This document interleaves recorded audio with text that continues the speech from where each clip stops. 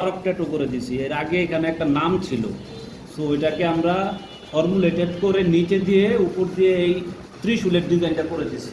এতে করে হয় কি, আপনার রিমুভ করতে গেলে অনেক টাকা পয়সা দরকার হয়। এতে করে রিমুভ না করে আমরা উপরের ডিজাইনটা দিয়ে দিছি, তলে একটা নাম ছিল।